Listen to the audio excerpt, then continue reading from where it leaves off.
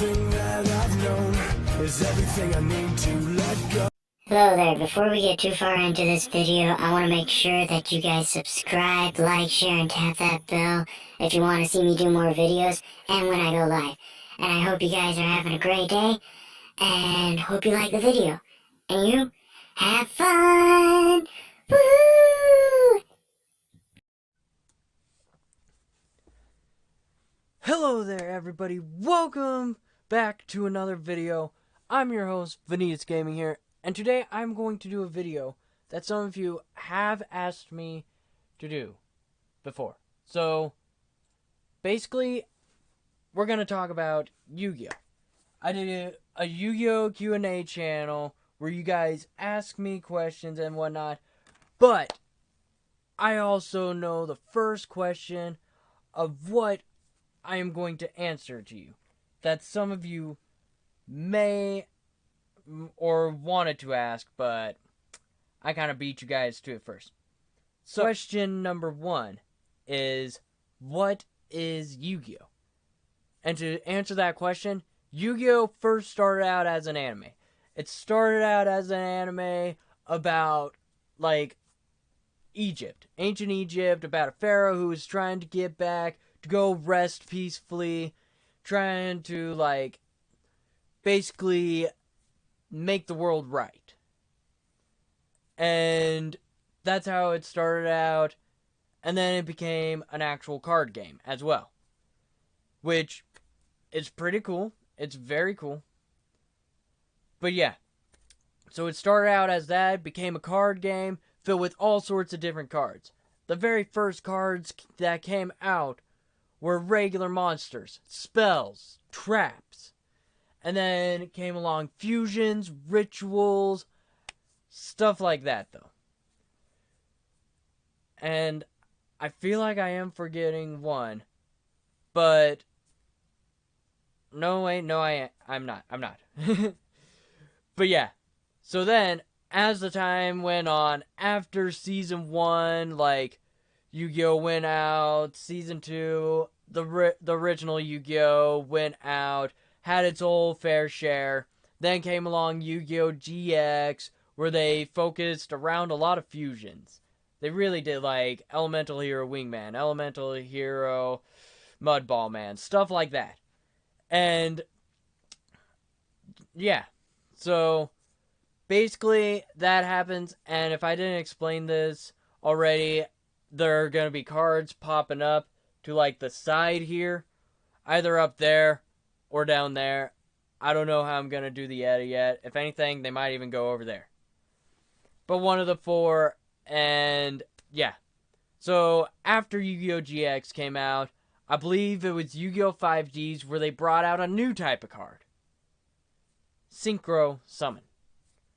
So they brought that out next, and all that cool stuff, where basically you get a tuner monster, a non-tuner monster, and I believe their levels have to equal up to the tuner monster's level. Like, for instance, say Scrap Dragon here.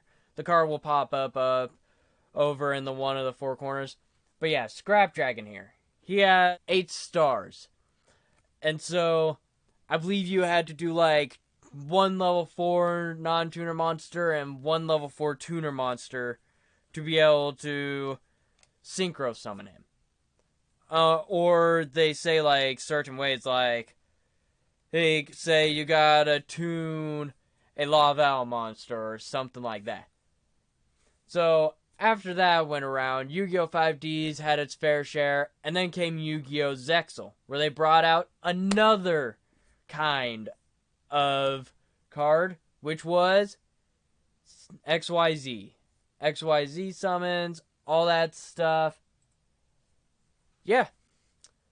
So, they bring out XYZs, and it's pretty simple. Like, XYZs, you just did 2 level 4 monsters, basically.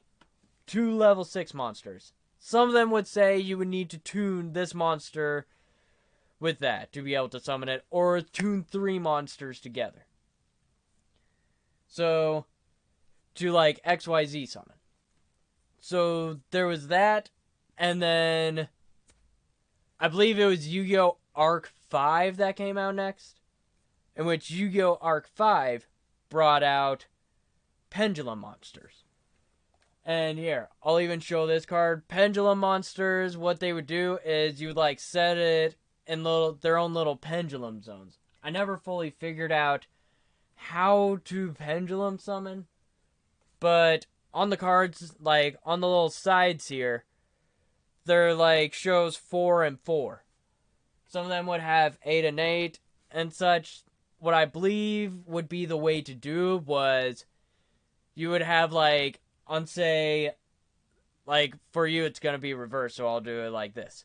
This side of you, you have like this exact side, not like flip the camera around, this exact side of you, like how you're looking at me right now. This side of you would have to have, say, like a level, like, say a monster that has like 0 to, say, 2 in its little pointer things on the side of the card. And then the one on this side would have to have, say, like 8 or so, just like on the little sides again. So you would be able to do that and pendulum summon, like, say, monsters between level 2 to 8 out on the field. And then you could just, like, summon all those all at once. Something like that. Unless they have, like, an effect that says, no, you can't do that, sorry. But that's what I've seen so far. And then there's been a new Yu-Gi-Oh! Thing. I haven't seen the new anime yet, or anything like that, or know how to summon the new card it brought out. But the new card it brought out are apparently called Link Monsters. And what Link Monsters do, I have no clue. Like, I seriously have 0 clue. But yeah, so now, I'm going to answer another question that a person would probably ask as well. How do you play Yu-Gi-Oh? How do you play? So the rules are very simple, okay? If you do know how to play, just skip ahead and skip this question.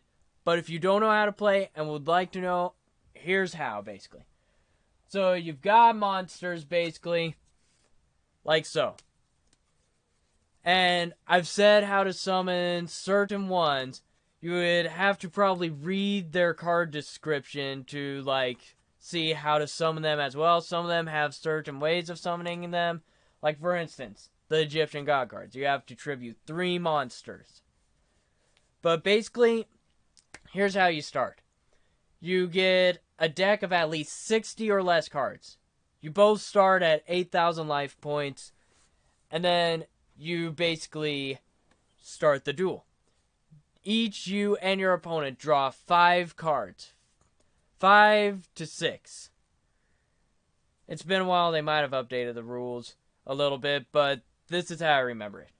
So, you could also flip a coin to see who goes first, play rock, paper, scissors, do whatever, figure out who goes first. So then, you say you go first. If you have spell cards, read what they do, and then you can place them face down. You can place as many of those face down as you want, as well as trap cards, but you can only summon 1 monster per turn. That doesn't include special summon. If you want this to sound more simpler, after this, I would say go look up the rules through like a PDF file or whatever. But I'll explain it to you as best as I remember. So, you can play down as many spell or trap cards. You can play down 1 level 4 or lower monster per turn. Normal summon, basically. Special summon is where you say, like, with the card, the Tricky. You discard 1 card from your hand to summon him. Or to special summon another way, say one of the cards that I like to use a lot, Cyber Dragon. If your opponent has a monster and you don't, then you can just play down that card and voila, you special summon. And then you can still normal summon that turn. And then there are some trap cards that turn into monsters, basically. So, like, say it's your opponent's turn, you can flip over a trap card. That's usually almost the only time when you activate trap cards, or when you place them down and your opponent's turn is done.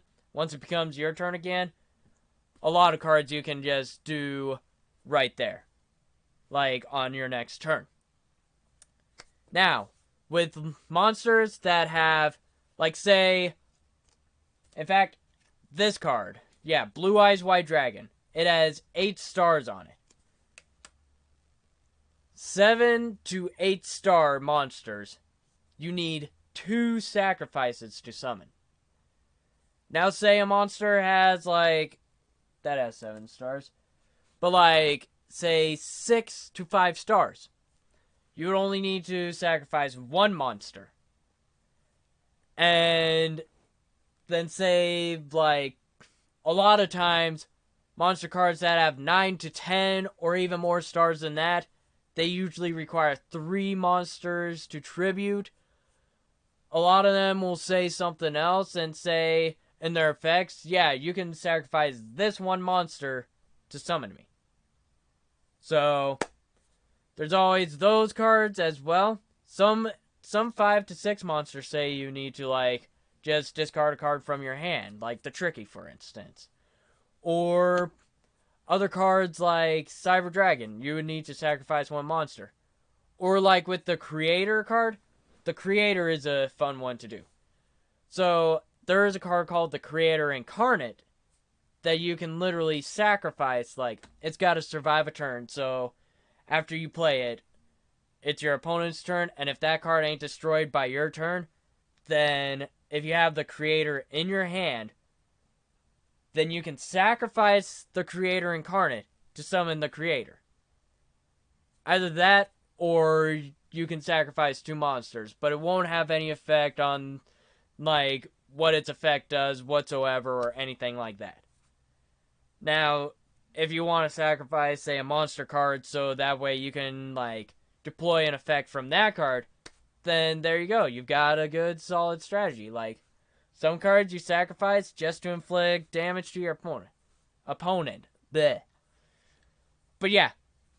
So basically, after that, how to win is basically you've got to lower your opponent's life points to 0. Whether that be through spells, traps, or your own monsters attacking them. Now, comes the even more fun part.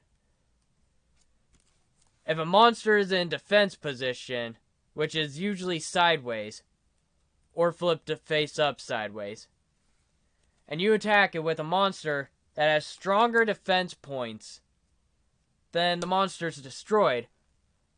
And the thing is, your opponent doesn't take damage. Now, unless your card says that you, like, if you attack a monster, like your opponent's monster in defense position, you can inflict piercing battle damage to your opponent. Then what that means is, say, this card has 3,000 attack, this card has 2,000 defense, your opponent would receive 1,000 life points. Like, your opponent would lose 1,000 life points is what I mean. So then, 8,000, 7,000. Simple as that. But if they're in defense position, then they don't get hurt if you destroy their monster. Now say this card has higher defense than this monster attacking. Then you would lose life points, basically. You lose however much. That's the difference between its attack and defense. Now say you have 2 monsters with the same amount of attack. If they attack each other, they're both destroyed. Some monsters say they can't be destroyed by that because of effects and whatnot. Others, they will get destroyed. They'll most likely just be like, oh yeah, attack. Boom, dead. Both of them. But yeah. Now let's get on to the Q&A. I've taught you guys how to basically play. It's not as hard as people would think. If anything, it's much more simple than Magic the Gathering. Everyone can agree with me on that, okay? I've tried to learn Magic the Gathering even when I was young. And I still don't know how to play to this day. Yugioh, I know how to play way more. But yeah, let's get to the questions now that my community has asked me in Discord. What's the rarest card? Like, best rarity or really rare card? So, like, he mainly asked what the best rarity was. Like, what's the rarest card, I mean. And I didn't quite get it. Like, does he mean, like, rarity, like, secret rare, ultra rare, whatever? Or did he just mean, like, the rarest card? So I thought I'd answer both of those questions. So, I'm gonna have an image displayed about this. But yeah, we'll have our usual common cards, which is gonna be, like, right there again. I'm gonna post a picture of a common card. How to tell if it's a common card. So, you've got your usual common cards. They will have... So, say we have a common card right here. How to tell it's common. It doesn't have any holographics in this picture at all. It doesn't have a holographic name. And it's got a silver little square in the bottom corner. That's a common card. Now, there's the cards above that called rare cards. How to tell if it's a rare card. It'll have that golden sticker in the bottom. If anything, I would believe this is an uncommon card. There's going to be a picture as well. But a lot of times, rare cards, they will have a holographic name. Where it's all shiny. It's all, like, say, silver. And then you've got the ultra rare cards. You've got ultra rares where it's like this per se. It's got the golden tag. It's got the holographic middle. It's got the holographic name. All holographic, basically. That's an ultra rare. Some of them will say first edition, some of them won't. But the first edition ones, I would say, are usually worth more. But it depends on the card still and how good it is in duels, how much people look for that card, stuff like that. And then you've got your secret rares, which is like this, basically. It's got stripes going on, it's got the holographic name. It's basically like, a lot of times I've noticed with secret rares, they have a darker image. They have a darker image, it's all striped holographics. Like, it's just striped across the card. And, yeah. It's still got the holographic name. It's still holographic in the middle, basically. Some of them will even just be, like, the whole card holographic. And then, it's still got the golden square in the middle. Some of them call it, like, the Anubis watermark type thing for Yu-Gi-Oh! I'll just call it a golden square, just to make it simple for people that don't play Yu-Gi-Oh! And then, there's like cross foil cards that I've heard of as well, where their holographics are like little crosses as you're like looking at it from whatever angle. And those are pretty cool too. I like those. And then, you've got the other cooler rarities, like for instance, gold rares. I will have an image again, on this side I mean. Gold rares have that gold outline. That's how you can tell a gold rare. For instance, this card right here. It's got the gold outlining. It's not very easy to see, but like, you can kind of see it in the bottom here. It's golden. And it's all holographic too. So that's a golden rare. And then, there's the cards, like, a lot of times these cards are worth a good amount too. Ghost rares. Ghost rares, I will have two pictures up here. But if you have, like, light shining directly on it, or not in the certain way, then it looks like just a blank white card. The little square in the middle would be just blank white. And then if you tilt it just right into the light, you can see, like, what monster is supposed to be there. You can see all that. Now, there have been some, like, I've heard there was a misprint Ghost Rare that happened that's worth a pretty good amount of money right now. It's a Rainbow Dragon card. It's a Ghost Rare, but the picture in it is not of Rainbow Dragon. It is of Elemental Hero Chaos Neos. So there's that as well. And honestly, I wouldn't mind getting my hands on one of those. Now then, time for the next question. What's my favorite Yu-Gi-Oh card and why? My favorite Yu-Gi-Oh card has always been the Winged Dragon Ra. I've always liked its effect where, like, basically you tribute monsters, and then how I remember in Yu-Gi-Oh! Duel Links, if you have Merrick's skill, those monsters' attacks add up to Ra's attack. But that's probably to replace the not having 8,000 life points and making Ra really weak, basically. Where they only have it at 4,000 life points in Duel Links. Which is a fun little challenge to have, where it's almost like playing the anime style. And it's a good challenge, because, like, 4,000 life points is easier to take away than 8,000 life points in just an instant. But yeah. So, the Winged Dragon Ra's effect has always been where you give your life points, if you want to, give it your life points to add up to its attack. And if you could get a card to make it be able to just straight up attack him, then that would be great. You basically win the duel. It's simple as that. And then there's been the other effect too, where, like, of its other two versions, Sphere Mode and Immortal Phoenix. Sphere Mode, all you gotta do is sacrifice 3 monsters from either your side or sacrifice your opponent's 3 monsters. Simple as that. So if your opponent has 3 monsters, oh hey, you're setting me up for Winged Dragon Raw Sphere Mode. Boom, thank you. And then at the end of your turn, it comes right to you. And it can't be destroyed that easily either.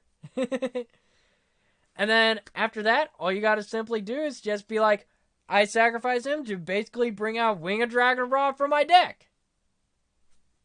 Simple as that. And if you have the Mountain Bound Creators card, basically when you bring out Immortal Phoenix, because Immortal Phoenix has to be first in your graveyard, which ain't that hard to do, to be honest. Like, if you get your hand, like, filled with at least 7 cards, you've got to discard 1 card, by what I remember. So just think. Get your hand full, discard Immortal Phoenix. He's in the graveyard now. And so then, all you gotta simply do is if Raw gets destroyed, you get Immortal Phoenix right out there. Simple as that. And so then, after Immortal Phoenix is done for, I believe you get another Sphere Mode from either your deck or graveyard. I don't remember. If not, I believe it's just from the deck. Here, I've got my deck where it has him in here. Here we are. So, cannot be summoned, must be shuffled, and cannot be special summoned by other ways. If the Winged Dragon Raw is sent from the field to your graveyard while this card is in your graveyard, special summon this card. Cards and effects cannot be activated in response to this effect's activation. This card is unaffected by other card effects. You can pay 1,000 life points and send 1 monster on the field to the graveyard. Once per turn during the end phase, send this card to the graveyard. And if you do, special summon the Winged Dragon Raw Sphere Mode from your hand, deck, or graveyard, ignoring its summoning conditions. So literally, you could bring, like, Sphere Mode again, and then just use Sphere Mode. And if you have Mountain Bound Creators, Immortal Phoenix stays on the field no matter what, then. And you won't have to worry about it. Because Mountain Bound Creators, what its effect is it cannot, like, monsters with level 10 or higher cannot be destroyed by their own effects. So, basically, if that doesn't work, then you still get a sphere mode, and then you basically special summon one Ring Dragon from Raw from your hand or deck. So, literally, all you would have to do is figure out, how do I give Raw back from the graveyard to the deck? And there are cards that do that. I believe, like, Jar of Avarice was one of them. Either that card or another card, where basically you simply just put all your monsters from your graveyard into your deck. More room, so that way, if you run out of cards, you don't lose that way by having no cards. Because that's another way you can lose, is if your deck runs out of cards.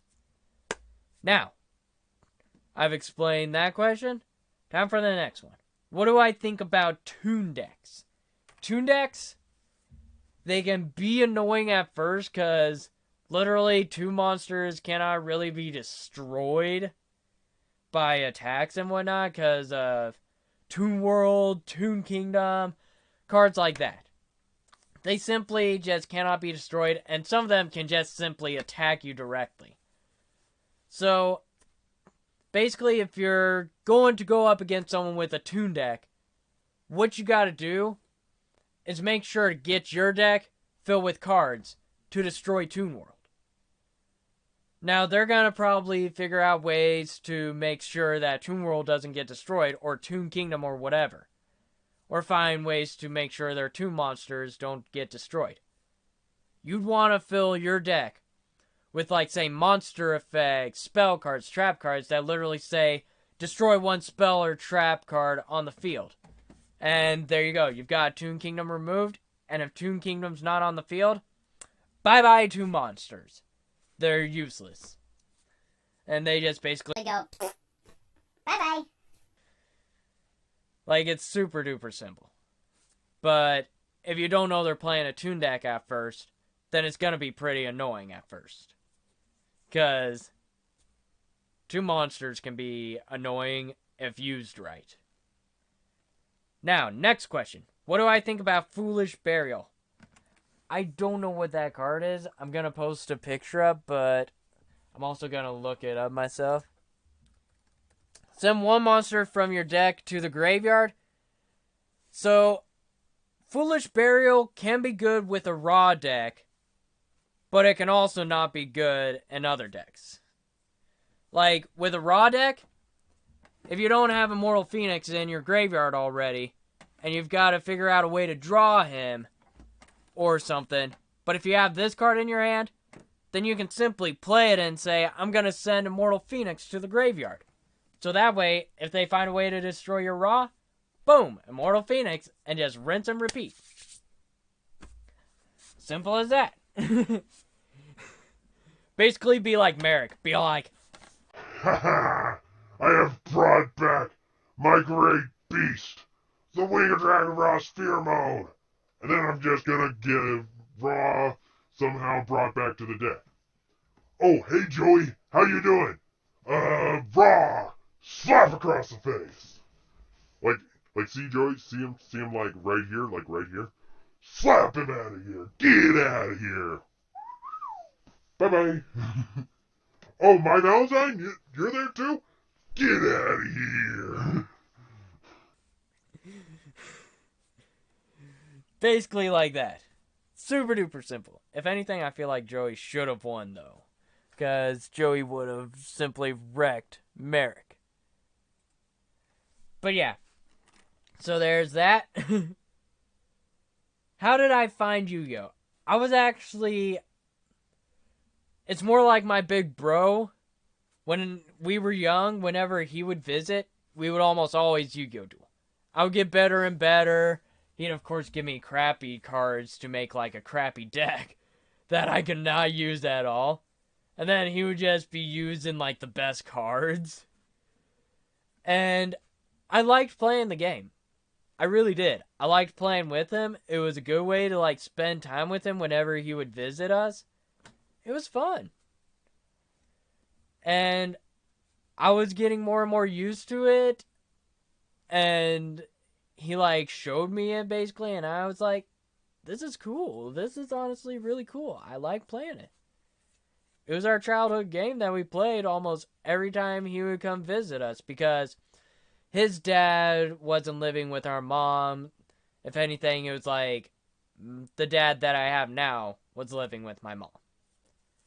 And basically, he would go to his dad's house and then visit our mom like every summer or so.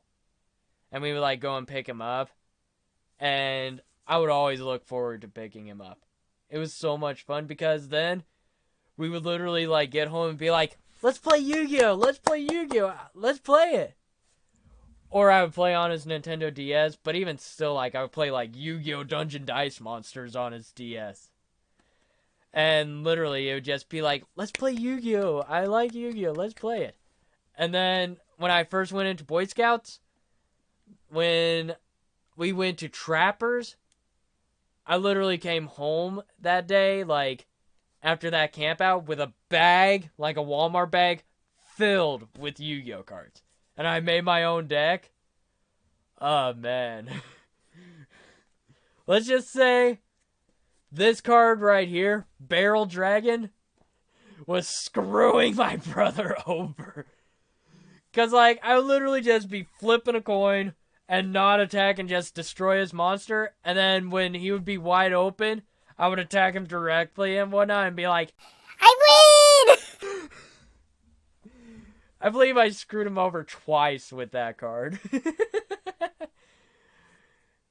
And yeah, it was a good childhood game. It was fun. I still like it to this day. There's still more ways to strategize, all that stuff. Oh, I forgot to say, what's the rarest card on number 2? I almost forgot that card. Like, somebody just get a memory bat. Like, see that guy right there? He's got a memory bat. Yeah. I see it floating.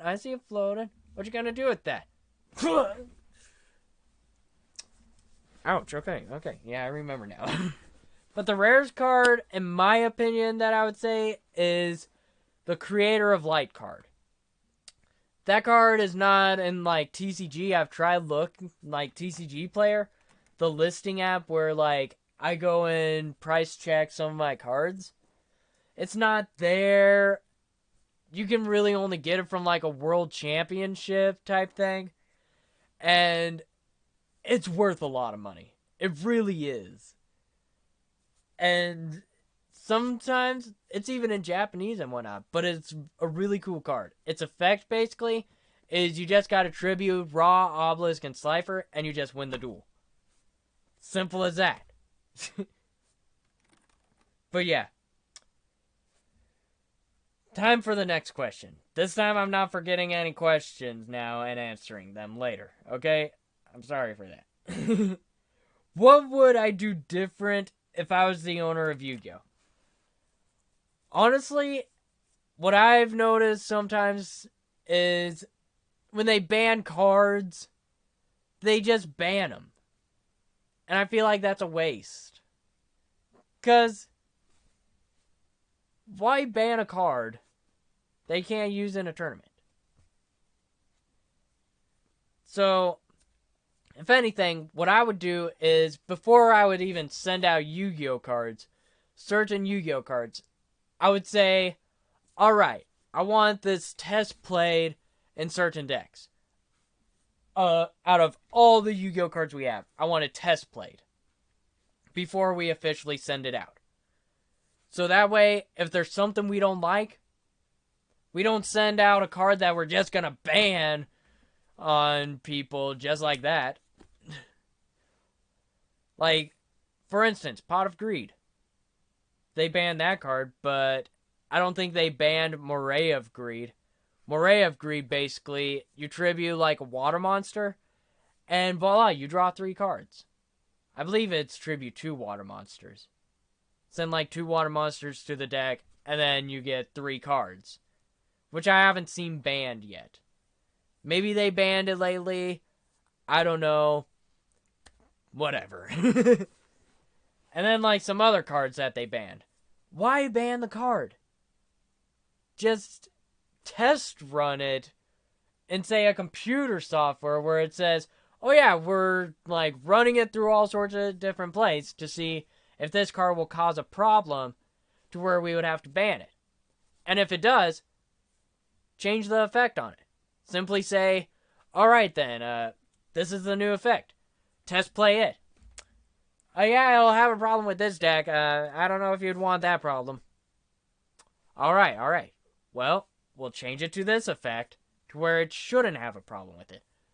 Alright. Testing. Scanning. Memorizing. Alright, this card seems fine. You can send it out. Cool.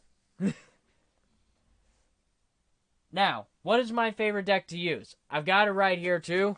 Cyber Dragon deck. Cyber Dragon deck is pretty good. Like, you can do all sorts of fusion summons very quickly. You can even do like these XYZ summons pretty easily as well. It's like super duper simple. Cyber Dragon deck, if you don't know what that is, go look it up. Okay? And you'll see why I like it. If you don't want to look it up, fine.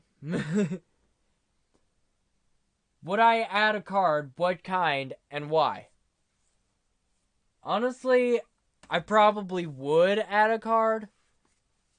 The card I would add, I don't know the name of it, but basically, I would add a card. Like a fusion card between the Winged Dragon of Ra and Haman, Lord of Striking Thunder. Because I was thinking, there's already a fusion between Uriah, Haman, and Raviel, where it's just a fusion, which is shown right here. So why not a fusion? Like, not the Creator of Light, that you just simply sacrifice them, but why not a fusion between, say, like, the Lord cards and the God cards? Like a fusion between Uriah and Slifer. To where you get, like, say, an even more overpowered Red Dragon. Or, say, Obelisk and Raviel. You've got a more overpowered Obelisk. And what you could do is say, like Obelisk's effect is tribute 2 monsters to destroy, like, 1 monster your opponent controls.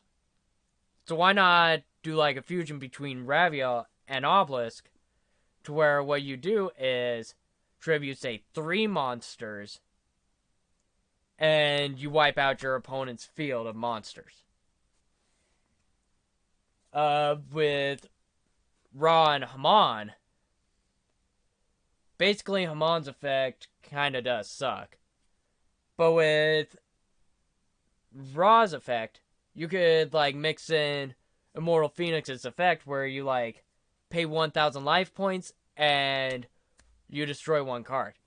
Well, what about if you fuse those 2 cards together, and you say, pay like, 2,000 life points, and just wipe out your opponent's spell and field card. Spell and trap card zone. Excuse me. And then, with Slifer and Uriah's effect fused together, its effect could be like, say, draw a card. And bump the monster's attack up by 1,000 attack. And then if that card is like a monster card or a spell card, then lower down, like, say, if it's a spell card, lower, say, like, the fusion between Slifer and Uriah, lower its attack down by 500, and then deal 500 damage to your opponent.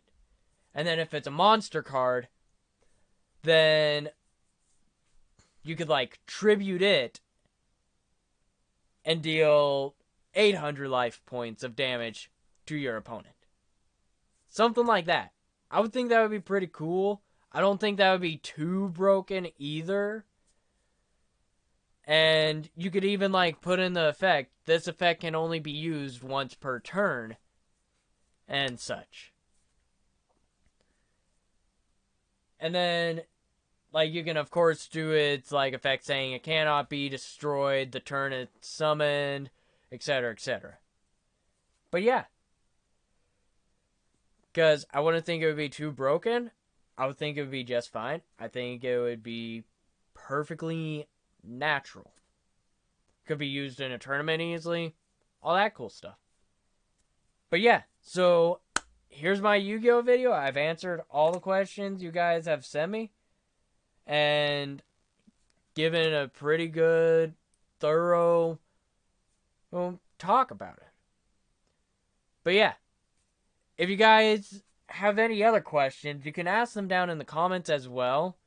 And I'll try to answer them to the best of my knowledge too. But yeah, thank you so much for watching. Hope you guys are having a great day. And I hope you like this video. And you, time for the usual stuff. You're awesome. I'm awesome. Everybody's awesome. Don't let one tell you different. And I will see you guys in the next video. I hope you guys are having a great day. Peace walk time, y'all.